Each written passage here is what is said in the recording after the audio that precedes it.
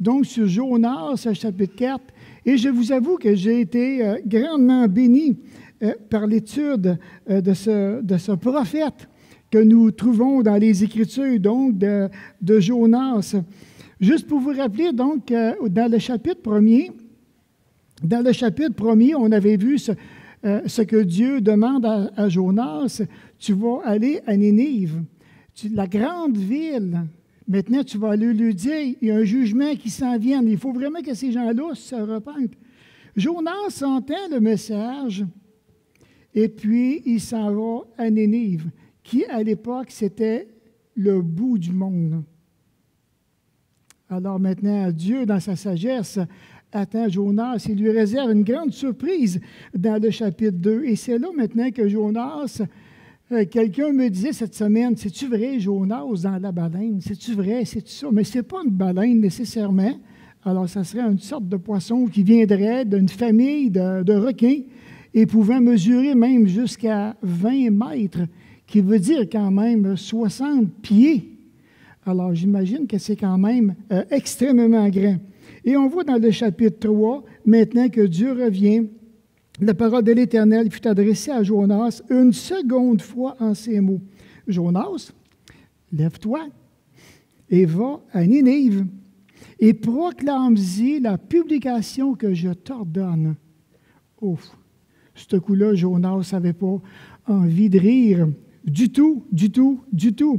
Alors, il est parti.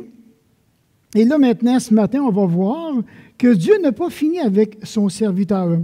Alors, si vous vous rappelez, donc juste pour vous dire que, mais à travers tout ça, avant d'aller un petit peu plus loin, j'aimerais ça ce matin que l'on puisse prendre un petit moment de silence. Un petit moment de silence avant de prendre le message, de disposer nos cœurs à la grâce de Dieu. Seigneur, qu'est-ce que tu veux m'apprendre? Qu'est-ce que je dois considérer ce matin dans mon cœur? Je désire que tu puisses me visiter personnellement et puis je vais t'obéir. J'obéirai à ce que tu vas me demander. Alors prenons, si vous voulez, quelques secondes de silence dans notre cœur et je vais terminer par la prière.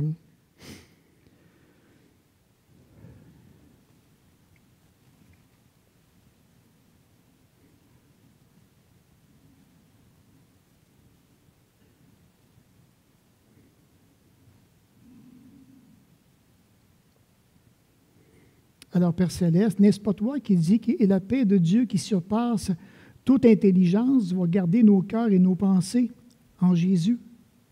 Et ce matin, on tient vraiment à te remercier pour cette paix qui nous anime. On tient vraiment, mon Père, maintenant à faire appel à toi. Parce que c'est certain, mon Père, qu'à travers ton prophète, tu désires nous parler. Tu cherches constamment notre cœur. Parce que tout comme Jonas, tu n'as pas fini avec chacun de nous. Alors encore une fois, mon Père, que nos cœurs puissent être disposés à ta grâce, à ton amour, afin que nous puissions y répondre. Merci de tout ce que tu vas faire déjà et de ce que tu fais dans le secret de nos cœurs. Au nom de Jésus, amen. Alors oui, donc Dieu n'a pas terminé avec son serviteur. Et donc, je vous partageais que chaque croyant se doit de considérer très attentivement le message divin et d'y répondre avec urgence. En premier, Jonas est parti, il n'a pas répondu au message en toute urgence. Il y avait des raisons le pourquoi que Jonas ne désirait pas aller à Ninive, ce qu'on va voir ce matin. Mais maintenant, nous, aujourd'hui, quand on regarde la parole, et est-ce que vraiment maintenant qu'on prend un temps pour répondre à l'urgence de la parole de Dieu, de ce que Dieu nous demande personnellement? Deuxièmement, ils ont reconnu qu'ils marchaient dans des voies tortueuses. Ça, c'est Ninive, donc des voies défaitistes et complètement contraires à la volonté de Dieu, ce que l'on voit dans le chapitre 3. Et de voir que maintenant qu'ils n'ont pas résisté au Saint-Esprit, ils sont demeurés le cœur tout grand ouvert, se laissant convaincre par le Saint-Esprit de la profondeur de leur péché, reconnaissant tout le mal accompli et les douleurs causées par leur manque de discernement. Alors maintenant, ici, une des choses qui est vraiment importante, la parole de Dieu nous encourage à ne pas résister au Saint-Esprit. Parce que le Saint-Esprit te cherche. Le Saint-Esprit me cherche. Il veut vraiment emmener dans mon cœur ce qui bloque, ce qui dérange dans ma communion, dans ma relation personnelle avec Dieu. Maintenant, est-ce que je désire me laisser convaincre? Est-ce que je désire me laisser travailler par mon Papa Céleste à travers son bon Saint-Esprit? Et de voir maintenant que le cœur s'est laissé toucher par l'amour de Dieu. En ouvrant leur cœur à la repentance, ils ont attiré la faveur divine en changeant de direction, leur vaine manière de vivre et en agissant selon l'amour demandé et non la haine. Alors, c'est bien entendu que ce que Dieu espère, c'est une repentance. Et ça revient constamment, c'est le message du ciel. Quand Jésus est venu, repentez-vous, repentez-vous, repentez-vous, repentez-vous. Et pourtant, c'est un message, il n'y a rien de nouveau dedans. Mais nous, on l'entend, on peut l'entendre semaine après semaine. Et dès le moment qu'on va franchir les portes de cette Église, on oublie tout. La repentance, je peux repousser ça à plus tard. C'est pas grave, ça ne presse pas tellement. Et pourtant. Alors donc, maintenant, je me rappelle, dans le dernier message, je vous posais la question, as-tu répondu à ce que le Saint-Esprit t'a demandé dans ton propre cœur? Quel péché le Saint-Esprit aimerait-il que tu délaisses? Parce qu'il y a certainement des péchés dans nos vies qu'on fait et que là, maintenant, qu'il y en a qu'on tient plus particulièrement à d'autres et qu'on n'est pas intéressé du tout à délaisser.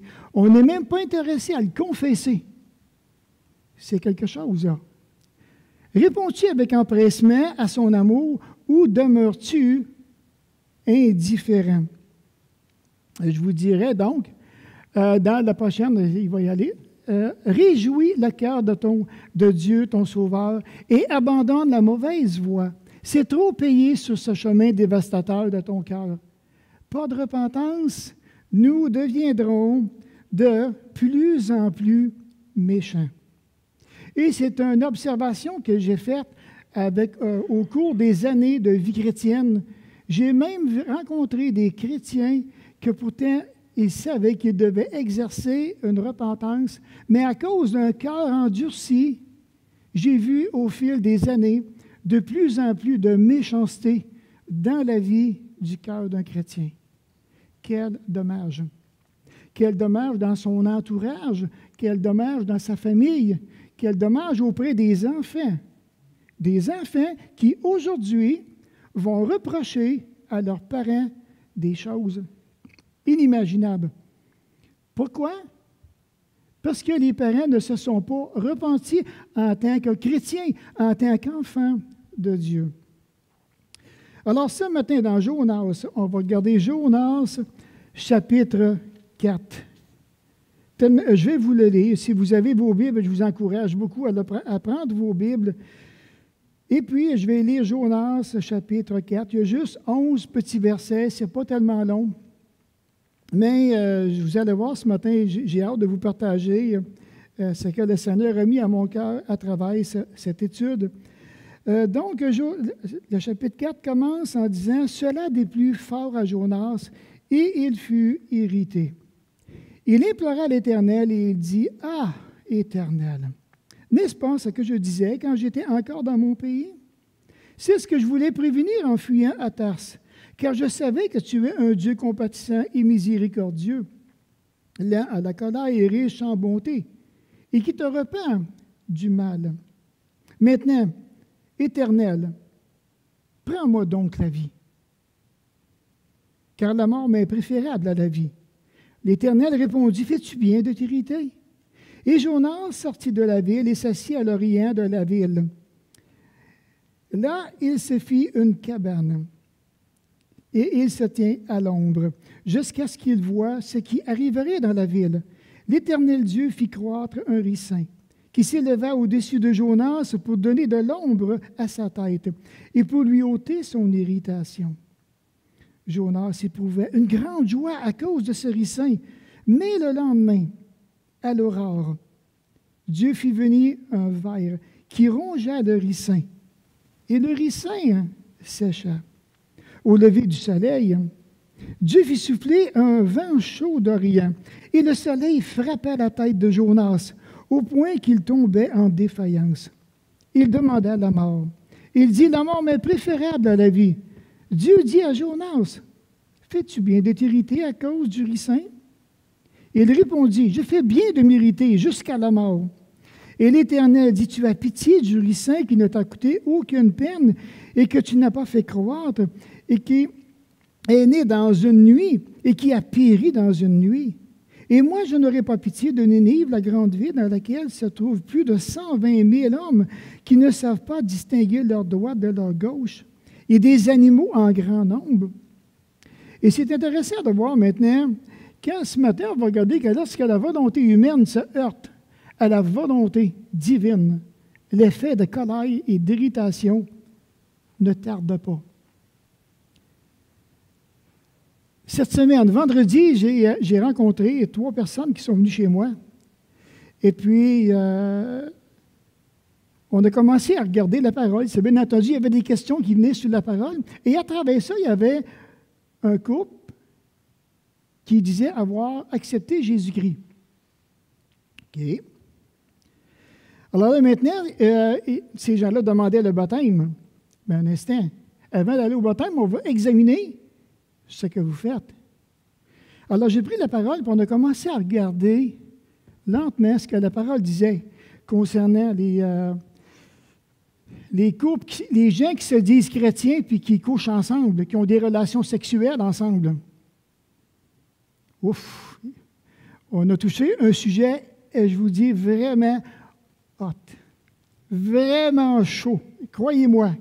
Puis, à la fin, quand on a terminé vers les 11 heures, le type, non, il dit, écoute-moi bien, il dit, on arrête ça là. Et il dit, ça, là, il faut en prendre, puis il faut en laisser, là, de ce que tu dis, là. Un instant, j'ai rien dit. On a juste lu la parole. Là. J'ai une question à te poser. Il dit, ton père, il va faire un testament. Il dit, oui. Tu vas-tu en prendre puis en laisser? Il dit, non, ben non, tu ne peux pas faire ça. Mais je dis, regarde, ça, c'est le testament de Dieu. Le Nouveau Testament, l'Ancien Testament, alors ce qui est écrit là, c'est pour ton bien, c'est pour mon bien. Alors, il dit, ta volonté se heurte à celle de Dieu. Ça dérange, hein? Dieu dérange ta vie. Parce qu'il veut que tu mettes ta vie en ordre. Ah non, il dit, moi, si c'est comme ça, il dit, regarde, il dit, ça ne sert à rien, il dit, j'irai pas plus loin. Il est parti de chez nous, il n'était pas tellement de bonne humeur, fait que sa blonde a dit, s'il veut partir, c'est pas grave. Tu t'en iras, Pete. Tu t'en iras, B. Elle l'a appelé B. Tu t'en iras, B. Pas grave. Alors, parce qu'elle semblait comme vraiment déterminée à vouloir s'engager pour le Seigneur. Donc, maintenant, ici, dans ce texte, Dieu est en train de regarder la grande ville de Ninive. Et maintenant, Dieu fait connaître sa volonté au peuple de Ninive pour que Ninive puisse venir à la repentance. Alors là, Jonas s'est promené à travers la ville. On dit que la ville devait mesurer environ 95 kilomètres, en train maintenant de crier de tout son cœur que dans 40 jours, Ninive va être détruit. Alors, imaginez les gens qui entendent ce message et de voir que Dieu regarde le cœur. Et maintenant, les gens sont touchés par le message de Jonas. Sont vraiment touchés. Maintenant, ce n'est plus Jonas qui les intéresse, c'est Dieu. Puis, attends un peu, il faut maintenant changer notre manière de vivre parce que Dieu va détruire Ninive. Et comme on le voit ici à la fin du chapitre 3, le verset 10, Dieu vit qu'ils agissaient ainsi et qu'ils revenaient de leur mauvaise voie. Alors Dieu se repentit du mal qu'il avait résolu de leur faille et ne le fit pas. Puis quand on voit le repentir de Dieu, c'est pas que Dieu a péché dans son plan, c'est que Dieu va accepter de faire son plan d'une manière différente. Là, maintenant, il voit des gens qui, normalement, auraient dû être détruits. Et là, maintenant, il n'intervient pas. Du tout. Et là, maintenant, Jonas, et c'est ça qui m'intéresse parce que Jonas, il est comme un spectateur. J'ai lancé mon message et maintenant, Jonas, comme il dit, à partir du verset 1, ça le déplut fort à Jonas. Et là, maintenant, l'irritation a gagné son cœur. De plus en plus. Puis pourtant, il est en train de voir des belles choses qui se déroulent sous ses yeux, de voir une nation qui sont en train de se prendre en main, de considérer le message de Dieu extrêmement sérieux. On va se repentir et maintenant, on va faire ce que Dieu espère de chacun de nous. On va le faire. On va le mettre maintenant en pratique. Et de voir maintenant qu'à partir de là, Jonas aussi pense au caractère de Dieu. Il connaît son Dieu. Il connaît ses attributs. Et maintenant, juste à penser à qui est Dieu, son irritation augmente encore de plus en plus dans le cœur. Malgré le fait qu'il est devenu maintenant obéissant, qui a connu du succès dans son ministère auprès de la grande ville de Nénive, comme on voit dans le chapitre, une chose le rassure, au moins ce coup-là, Dieu ne m'enverra pas un châtiment. Au moins, je sais que je ne serai pas puni de la part de Dieu. Et pourtant, peut-être que le Jonas aurait dû se terminer au chapitre 3. Mais non, mais non, mais non. Ce qui est le plus intéressant dans le livre de Jonas, c'est le chapitre 4. C'est vraiment le chapitre 4. Alors ici, donc, comme on voit, que Dieu n'a pas fini avec son serviteur. Et là, je me suis arrêté puis je me suis dit, wow, qu'est-ce que Dieu va faire avec Jonas? Comment que Dieu va s'y prendre avec son prophète, un homme pourtant qui aime tellement envoyer en mission, et de voir que Jonas, Dieu voit cette irritation-là. Il le voit. Alors, de voir que maintenant, ici, que Dieu n'a pas terminé avec son serviteur, je crois maintenant que Dieu désire amener Jonas à un niveau supérieur. Tout comme il désire le faire avec chacun de nous. Amener des compréhensions, amener une maturité spirituelle, amener à connaître réellement celui qui nous a choisis depuis l'éternité passée. Et s'il nous a choisis, ce n'est pas pour rien qu'il nous a choisis. Donc maintenant, ce que je réalise, il y a un problème dans le cœur de Jonas. Il y a tout un problème. Et je vous avoue qu'à travers l'étude, j'ai pu m'identifier dans différentes places. Si je vous dis que ça ne m'a absolument rien fait, ça ne m'a pas touché, vous pourriez tous crier « menteur, menteur ». Mais ce que j'ai observé chez Jonas en premier, c'est sa grande étroitesse d'esprit. Un esprit vraiment, vraiment étroit. Un esprit qui manque de bonté. Un esprit qui manque de compassion. Un esprit qui manque d'amour. Et de voir que ça, maintenant, ça habite le cœur de Jonas. On voit un Jonas profondément mécontent, extrêmement en colère après Dieu. Alors ici, maintenant, la question vient, pourquoi le messager de l'Éternel qui l'a châtié était-il si irrité?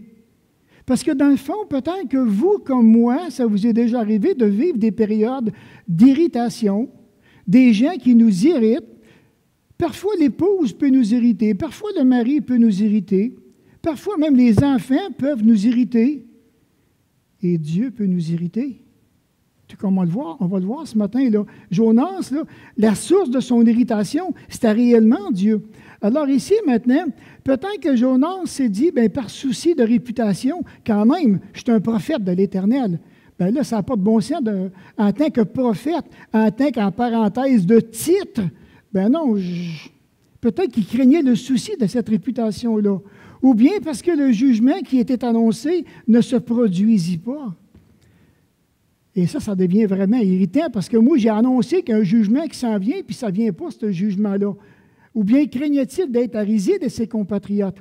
Et dans Deutéronome 18, il y avait à l'époque des gens, des prophètes, donc des faux prophètes qui étaient la risée du peuple. Parce que les faux prophètes prédisaient des choses, ça n'arrivait pas. Et là, le peuple pouvait dire, ce que tu as dit, là, c'est même pas vrai, tu es un menteur. Contrairement aux vrais prophètes de l'Éternel, quand ils disaient quelque chose, quand ils annonçaient la parole de Dieu, cette parole-là s'accomplissait. Et là, maintenant, les gens pouvaient reconnaître le vrai du faux. Donc, la vraie raison de Jonas, c'est qu'il enviait aux Ninivites païens l'abondance de la grâce de Dieu. Alors ici, maintenant, je vous dirais c'est certain qu'il y a un beau dialogue qui se passe entre Dieu et son prophète. Et ça, j'aime ça quand je vois dans la parole de Dieu des différents récits qui sont là. Et on peut voir des contrastes d'attitude.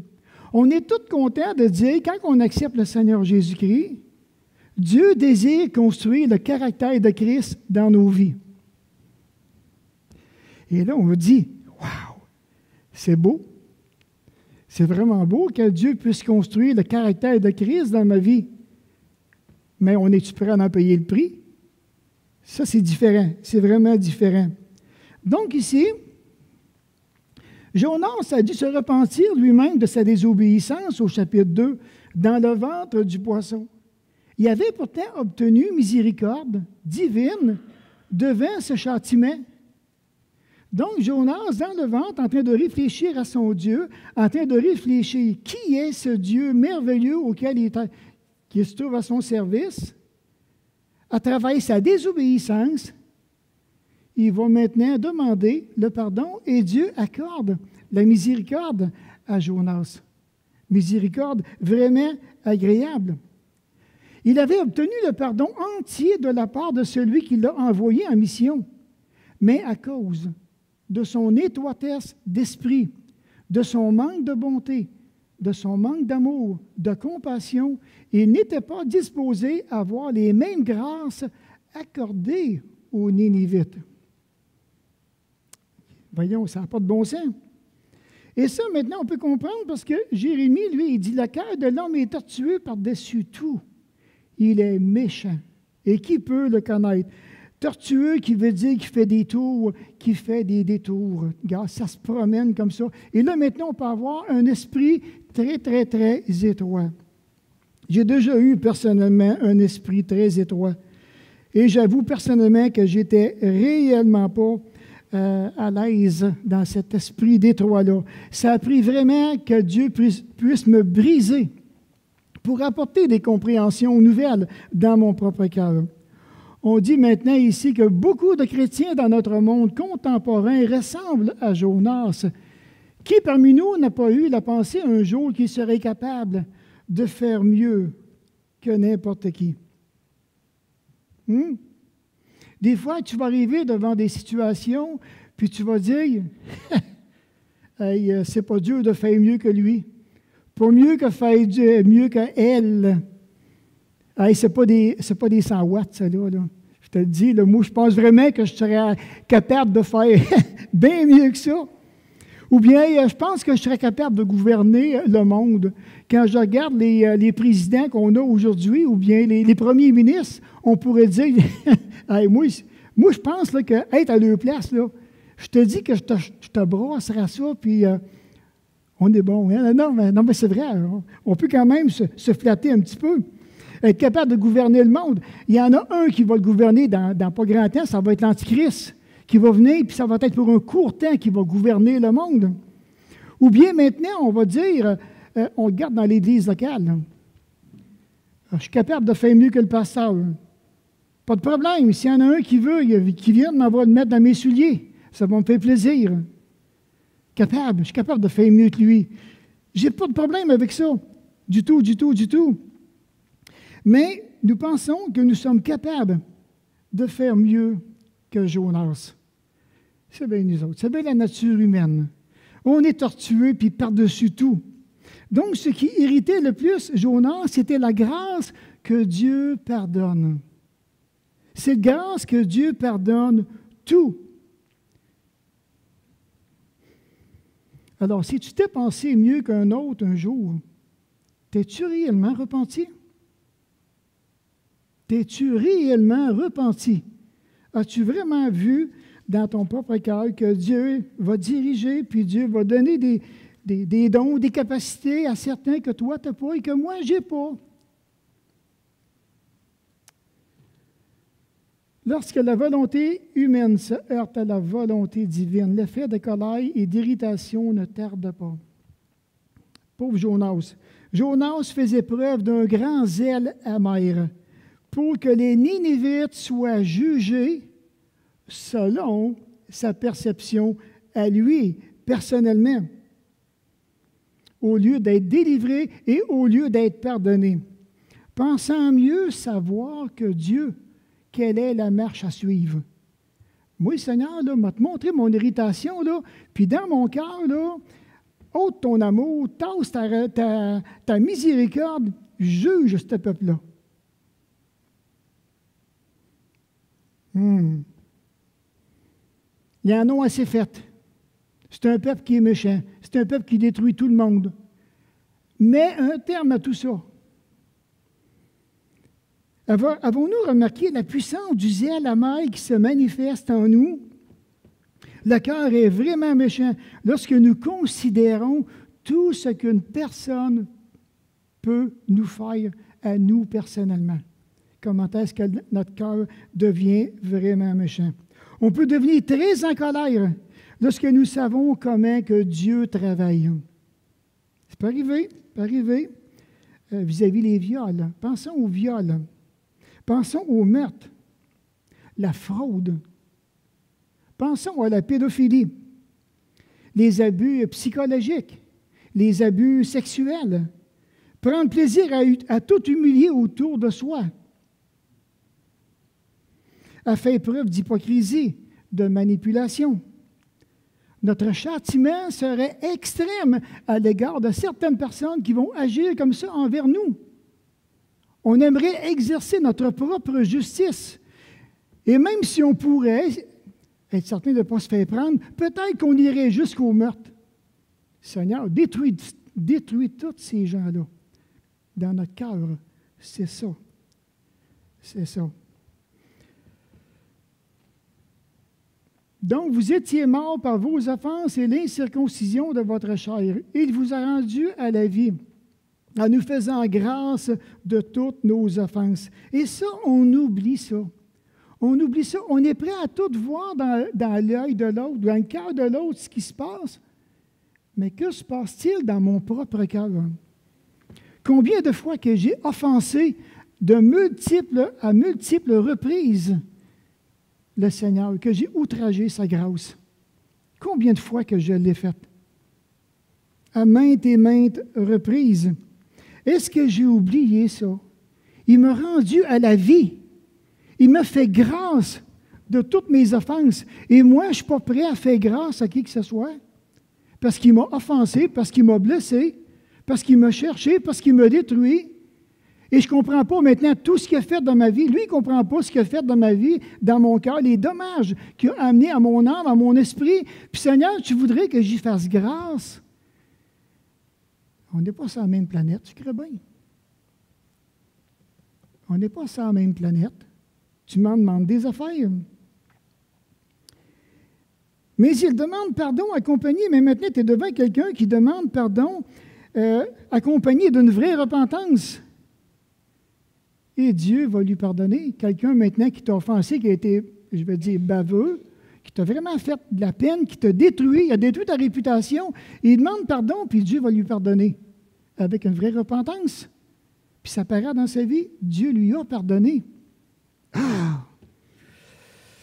Je ne peux pas voir les conséquences que ça va amener dans le cœur de cette personne-là, mais je sais une chose, je connais mon Dieu. Je le connais, le Dieu des Écritures, puis je le sais que Dieu lui a pardonné.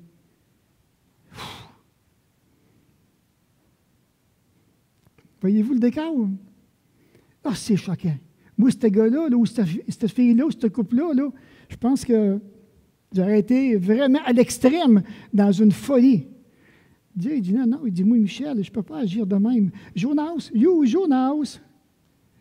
mes pensées ne sont pas tes pensées. Mon amour n'est pas ton amour. J'aime ce peuple. Alors, ce n'est pas facile lorsque la blessure est encore douloureuse, que nous sommes, ou bien maintenant qu'on se sent trahi par l'un de nos proches. Ah, ça fait encore plus mal. Se faire trahir, se laisser trahir par un de nos meilleurs amis, ou bien un des membres de notre famille, que nous aimerions voir de nos propres yeux, je vous dirais, une justice charnelle. Ah! La vengeance, on dit que la vengeance est douce au cœur de l'Indien. La colère qui nous anime. Et de voir maintenant cette colère-là qui pourrait s'exercer et qui nous serait vraiment très satisfaisante. Ah, là, je suis content. Là, je le vois, là, regarde, il est à quatre pattes, puis là, il en mange du chocolat, hein? Là, il en mange. Et là, je suis content. Là, je me réjouis de la façon, Seigneur, que tu l'écrases. Non, je ne verrai jamais ça de mes yeux. Dieu ne travaille pas comme ça. Du tout, du tout, du tout. Du tout. Mais un cœur qui est à l'étroit, c'est un cœur qui est plongé dans le légalisme. J'ai déjà été légaliste. J'ai déjà été étroit. Non pas à l'extrême, mais étroit. Et là où il y a du légalisme, il n'y a pas de bonté. Il n'y a pas d'amour. Il n'y a pas de miséricorde. Il n'y a pas de compassion. C'est réellement ce que je vivais personnellement dans mon propre cœur. Une chose est vraiment remarquable. Dans le cas de Jonas, ici maintenant, dans ce passage, ce que j'aime, c'est qu'il y a beaucoup d'émotions qui se passent. Et ça, dans le cœur de Jonas. Beaucoup d'émotions. Puisque cet homme, un homme qui est irrité, un homme qui est réellement fâché, un homme qui est en colère, qui est exaspéré et qui n'est pas en accord avec la volonté de Dieu, un homme qui n'est pas d'accord avec le plan de Dieu, il n'est pas d'accord avec la manière d'agir de Dieu, il n'est même pas d'accord avec le cœur de Dieu. Il est irrité, il est vraiment, vraiment, vraiment irrité. Mais vous savez quoi? Dieu connaît tellement nos émotions. Dieu les connaît. Dieu voit son serviteur Jonas. Il voit l'irritation. Il voit qu'il est vraiment blessé. Il voit qu'il est atteint. Il voit qu'il est découragé. Il sait qu'il est en furie après lui. Il le sait. Et lorsqu'on passe par toutes sortes de gammes d'émotions, il n'y en a aucune que Dieu va ignorer, qui que nous soyons. Il les voit dans notre cœur. Dieu voit le cœur de son messager. Est-ce qu'il y en a pitié? Oui. Est-ce que Dieu se réjouit du fait que Jonas est irrité? Non. Du tout, du tout. Mais Dieu va se servir de cette leçon-là pour apprendre à Jonas. Pour apprendre, pour aller encore de plus en plus loin. Alors, avant d'aller en mission à Nénive, je vois maintenant, comme on voit au verset 2, il implora l'Éternel et dit, « Ah, Éternel, n'est-ce pas ce que je te disais quand j'étais encore dans mon pays, que c'est ce que je voulais prévenir en fuyant à Tarse? Car je savais que tu es un Dieu compatissant et miséricordieux, lent à la colère, riche en bonté, et qui te repent du mal. Voilà maintenant la raison que Jonas, qui est en train de donner au Seigneur. Alors, parce que je savais toutes ces choses-là, maintenant, parce que je te connaissais personnellement, c'est ça que j'ai voulu éviter, parce que je ne voulais pas que tu démontres ta compassion, ta miséricorde, ta douceur, la richesse de ta bonté. Je ne voulais pas que tu agisses autrement. C'est pour ça que je suis parti à Tarse. Et là, maintenant, il se présente devant Dieu un petit peu comme s'il aurait voulu se justifier. Une justification personnelle, le verset 2, parce que je sais que tu es comme ça. Puis ça, là, juste le fait de savoir que tu es un Dieu comme ça, je veux que tu saches, c'est la source de mon irritation. Je suis vraiment irrité, je suis vraiment en colère. Il m'est arrivé personnellement de vivre des moments comme ça, auxquels j'étais personnellement en colère, et non pas après Dieu, mais après certaines personnes dans ma vie, à travers mon ministère. Et puis, à un moment donné, je savais ce que Dieu disait. Pardonne, arrête ça. Mais là, tu voudrais vraiment qu'à un moment donné, qu'il se passe quelque chose dans la vie de cette personne-là. Il ne se passe rien. Mais Dieu dit, et il me semble, c'est ça qui m'est arrivé, c'est dans ta vie que je veux qu'il se passe de quoi, Michel? Premièrement. Laisse faire les autres. Mais toi, dans ta vie personnelle, à toi, c'est toi qui vas agir le premier. Et j'ai dû accorder des pardons dans ma vie personnelle qui m'ont été extrêmement difficiles. Je vous le dis, là, extrêmement difficiles. Jamais j'aurais cru dans ma vie que Dieu m'aurait amené dans des places vraiment là, où je pense que j'avais un cœur comme Jonas en disant « Détruis ça à tout jamais, ça n'a pas de sens. » Non. Et ce qui n'a pas de sens, c'est toi, Michel, qui n'a pas de sens. C'est toi maintenant qui va agir autrement. Alors, j'ai dû accorder des pardons. Mais savez-vous quoi? C'est là que la guérison de mon cœur a commencé. J'ai fait le pas. J'ai engagé ma volonté dans celle de Dieu. Seigneur, tu me le demandes. Je sais que tu es un Dieu compatissant. Puis je sais que si cette personne-là va te voir et qu'elle te demande pardon, je sais que tu vas lui pardonner. Je ne suis pas dans l'ignorance. Je le sais. Tu vas lui pardonner. Je suis obligé de lui pardonner. Puis pas d'y pardonner du bout des lèvres. Je suis obligé de prier pour elle par après, cette personne-là. Tu me demandes des affaires, Seigneur, là. Tu me demandes, mais je vais le faire, je vais le mettre en pratique. Mais ça a été tellement bénéfiant dans ma vie personnelle. Donc, on voit aussi dans Exode, donc même dans Exode 34, et l'Éternel passa devant lui et s'écria, l'Éternel, l'Éternel, Dieu miséricordieux et compatissant, lent à la colère, riche en bonté et en fidélité, qui conserve son amour jusqu'à 1000 générations, qui pardonne l'iniquité, la rébellion et le péché, mais qui ne tient point le coupable pour innocent. Et de voir qu'à travers tout ça, on a ce merveilleux passage dans Joël. Déchirez vos cœurs et non vos vêtements, et revenez à l'Éternel, votre Dieu, car il est compatissant et miséricordieux, lent à la colère, riche en bonté, et il se repent des maux qu'il envoie. Et parfois, on peut se demander, mais comment ça se fait qu'une église locale est donc bien lente à grandir, est donc bien lente à croître? Mais vous savez quoi? S'il n'y a pas de repentance, puis s'il y a du péché, le péché va freiner vraiment la croissance spirituelle de l'Église. Ça va mettre un stop en quelque part. Et là, on va se demander, mais qu'est-ce qui arrive avec notre Église? Mais qu'est-ce qui arrive avec nos cœurs personnels? Quels sont les cœurs sur lesquels Dieu va aller chercher? Et nous-mêmes, on entend ce message ce matin de déchirer vos cœurs. C'est tellement facile de déchirer un morceau de linge. Puis si on a de la difficulté, on prend un petit couteau là, pour faire juste une petite marque, puis ça va déchirer tout de suite. On a besoin de déchirer nos cœurs pour démontrer à Dieu comment est-ce qu'on est misérable, qu'on a besoin de sa grâce, son amour, son pardon. J'ai besoin d'un changement dans ma vie. J'ai besoin d'un nouveau souffle dans ma vie, Seigneur. Tu es fatigué? Tu ne sais plus quoi faire? Utilise la prière. Et c'est là que Dieu va te relever. En tout temps, en toutes circonstances. Et cette relation, cette communion-là avec Dieu, pourtant tu le sais, mais tu ne peux pas l'ignorer constamment. Mets-le en pratique, bon sang. Il y a des choses sur lesquelles on doit vraiment confesser. Reviens à l'Éternel. Qu'est-ce qui t'empêche de revenir à lui?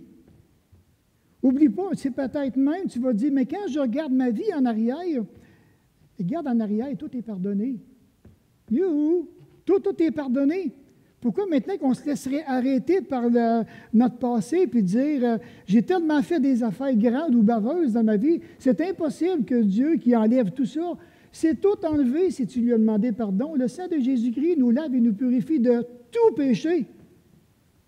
Avance maintenant. Qu'est-ce qui t'empêche d'avancer? Qu'est-ce qui t'en empêche?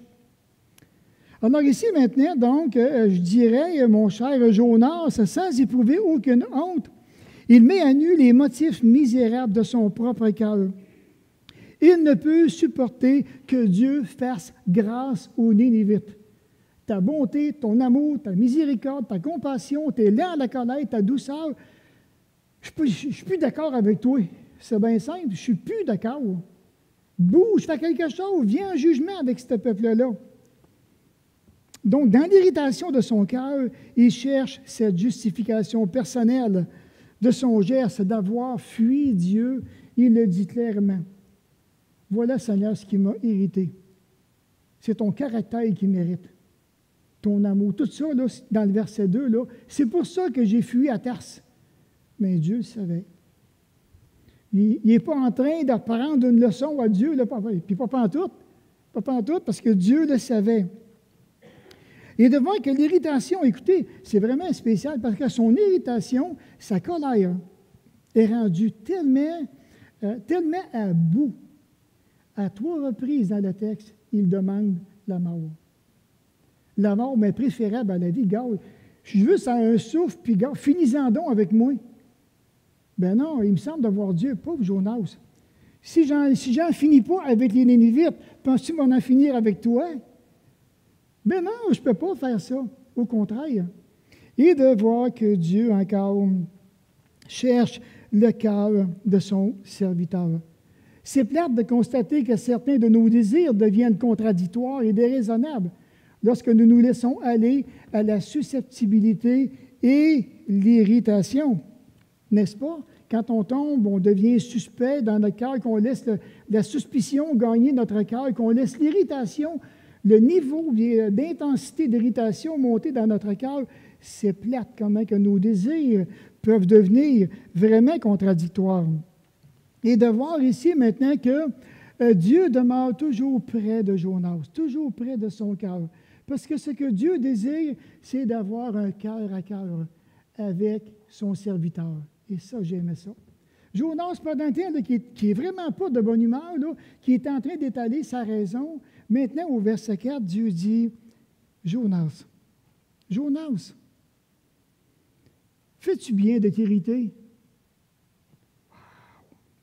Fais-tu bien de t'irriter? Quelle grâce immense que Dieu démontre ici dans son rapport avec son serviteur.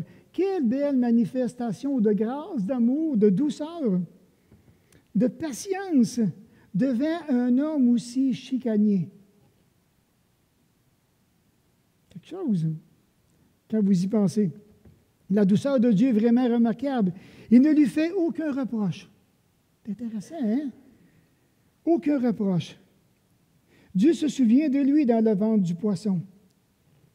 J'y ferai aucune réprimande.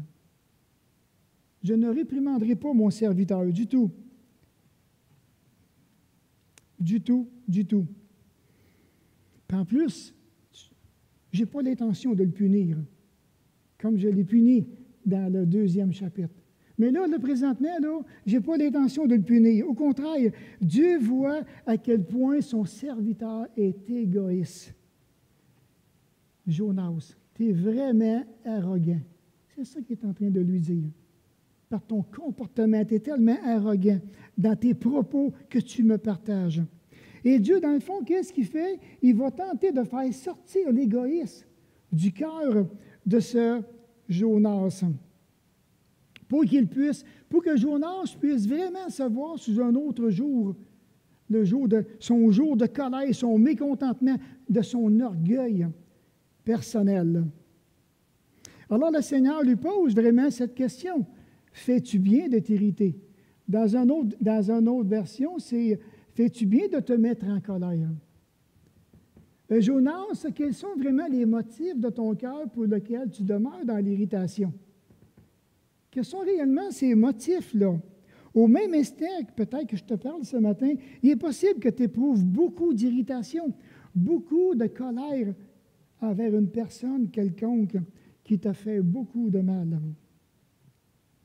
Peut-être ce matin que tu es dans une colère extrême. Tu es peut-être dans une irritation, tu es rendu au bout du rouleau. Au bout. Je te dirais, si tu en examinais dans ton cœur, peut-être que tu vas dire, je ne suis qu'une bombe à retardement. Watch out quand elle m'a sauté. Je ne sais pas qu'est-ce qui me retient de sauter. Tu sais? Il est même possible que ton irritation, ta colère soit justifiée, qu'elle est raisonnable à tes yeux. mais elle n'arrivera jamais avec Dieu. Elle n'arrivera jamais, jamais. Nos pensées ne sont pas ses pensées. Notre amour n'est pas son amour. Notre miséricorde, ce n'est pas comme Dieu. Et de voir que maintenant, à travers tout ça, maintenant, Dieu est en train de démontrer à Jonas vraiment les problèmes de son cœur. Il était impossible pour Jonas d'évaluer la sincérité des gens de Ninive. Impossible. Ils vont-tu faire ça juste temporairement, après ça, ils vont venir dans leur péché? Il ne sait pas. Impossible de justifier leur repentance. Est-ce qu'elle est vraiment superficielle? Se sont-ils réellement repentis? Ils ont-ils réellement compris le message de Dieu? Ils ne pouvaient pas tout voir ce qui se passe dans le cœur. C'était impossible. Ils espèrent simplement la menace de Dieu. Pas en plus, il attend de voir les intentions divines. Il voit des belles choses, mais il espère quand même la menace divine dans son irritation. Lorsque la colère et l'irritation sont à l'extrême, les conséquences commencent à atteindre et à miner le moral. Et de même que le mental. C'est toute la santé qui va s'en ressentir. Je ne sais pas si vous le saviez, mais ça va jusque-là. Ça brise ton esprit, ça brise les fonctions directrices. Tu deviens léthargique. Sais-tu qu'est-ce que ça veut dire, léthargique? Regarde, c'est un état pathologique caractérisé par un sommeil profond et prolongé dans lequel les fonctions de la vie semblent suspendues. Ça ne marche plus.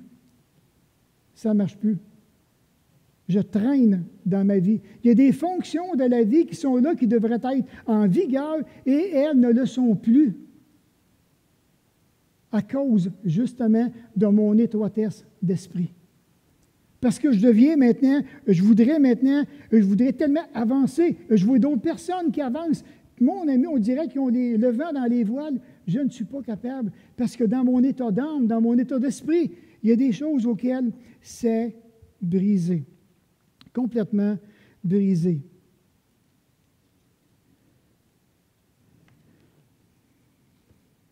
On va regarder là où je suis rendu.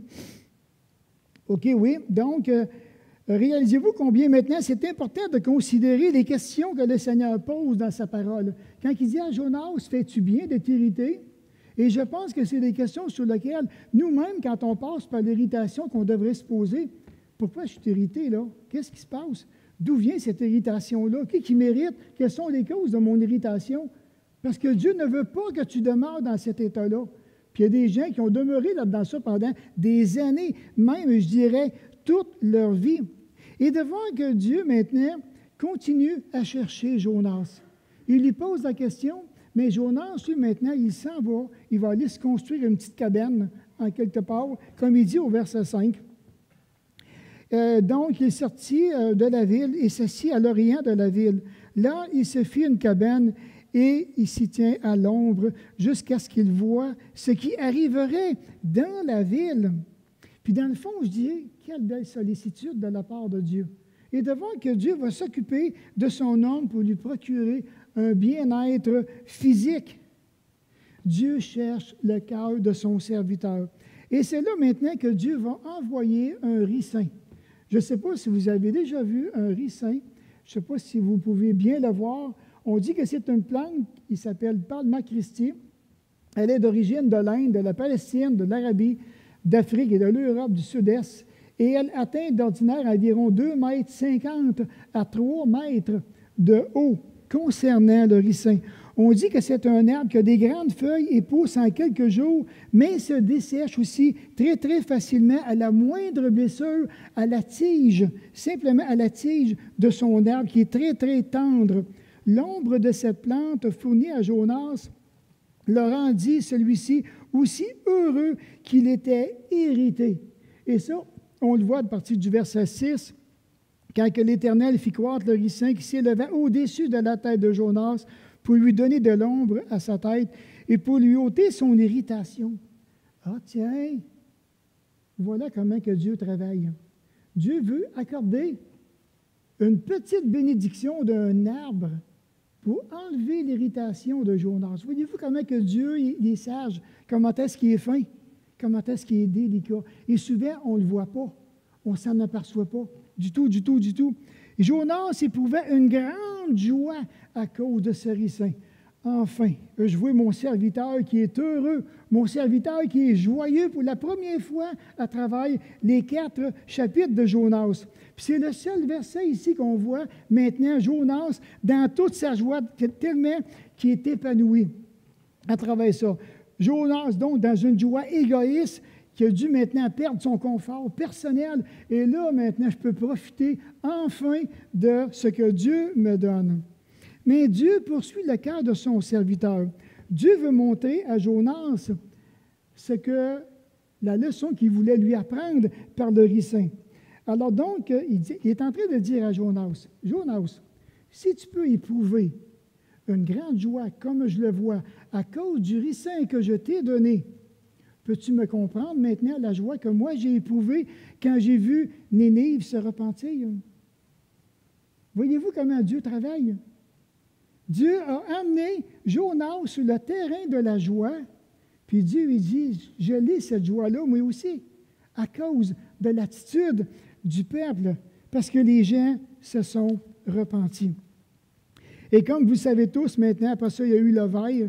Dieu, le lendemain, il a envoyé un ver qui piqua le ricin et le dessécha. Impensable. On dit même des vers peuvent, en une seule nuit, dépouiller un arbre de toutes ses feuilles, selon certains spécialistes. Et de voir ici maintenant, Dieu poursuit son cœur à cœur avec Jonas. Dieu envoie maintenant un vent d'Orient qui s'ajoute au lever du soleil. La chaleur est étouffante. On dit que c'est de la chaleur du sirocco qui vient justement de l'ouest, qui exerce sur l'organisme une action débilitante, étant proverbial tout au long de l'Ancien Testament. Et ça, on le voit là à travers l'Ancien Testament, quand Dieu envoie justement un vent de l'Orient, mais c'est certain qu'il va y avoir une très grande sécheresse. Le verset 9. Alors Dieu dit à Jonas, fais-tu bien de t'irriter à cause du ricin? Il répondit, je fais bien de m'irriter maintenant jusqu'à la mort. Et de voir qu'à cause d'un arbre, parce que Dieu a permis qu'il puisse sécher, son irritation est revenue. Un arbre qui est sans valeur. Et de voir maintenant qu'il réclame encore la mort aux yeux de Dieu. Et Jonas, de son côté, lui, il va démontrer, je dirais, de façon claire et nette, le prix qu'il attachait à ce ricin-là, quand il est en train de parler à l'Éternel. Il en a attaché une grande valeur. Ça lui procurait de l'ombre, du réconfort, de la joie, du bonheur. Mais il n'avait pas encore compris la leçon que Dieu désirait réellement lui montrer. Donc, Dieu pouvait donc lui prouver à quel point il avait cherché à nier le grand amour qu'il éprouve pour les gens qui sont plus importants que le ricin. Et ça, Jonas, il fallait qu'il comprenne ça. Mon amour est beaucoup plus grand que le ricin, Jonas. Regardons l'explication maintenant au verset 10. Et l'Éternel dit, tu as eu pitié du ricin qui ne t'a coûté aucune peine et que tu n'as pas fait croître, alors qui est né dans une nuit et qui a péri dans une nuit.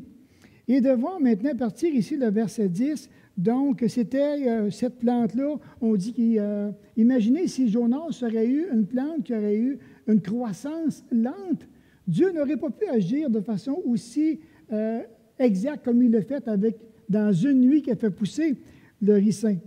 Regardez maintenant la sagesse de Dieu ici. J'espère que vous le voyez bien. J'aurais aimé le mettre plus gros, là, mais c'est impossible.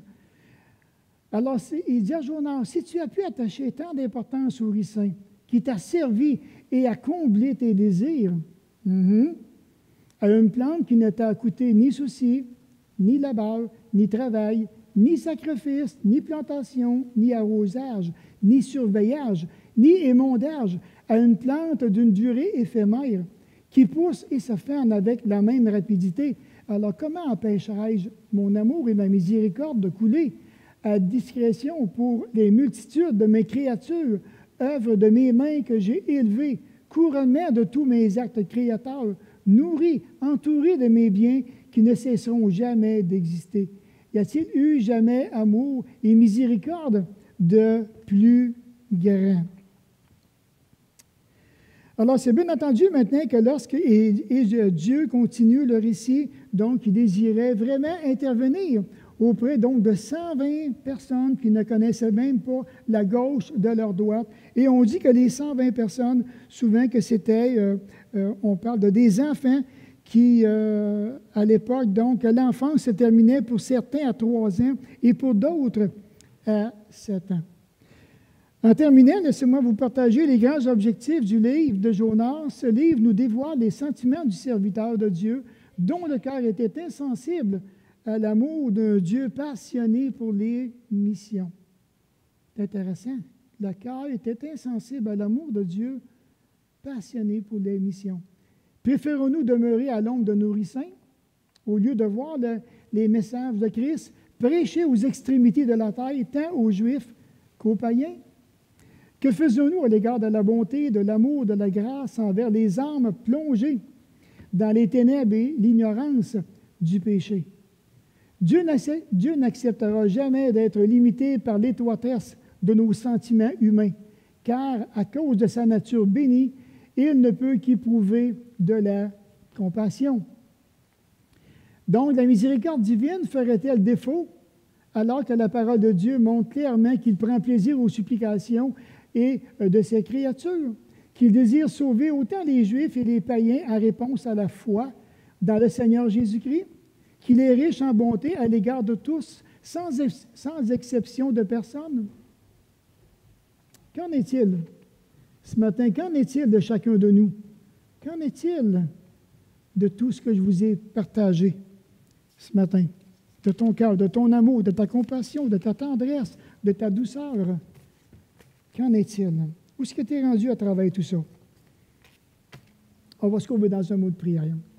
Oh, notre bon Père Céleste, encore une fois, on vient devant toi pour te remercier pour ce Jonas et les leçons, Seigneur, que tu lui as montrées, des belles leçons de la vie qui sont là.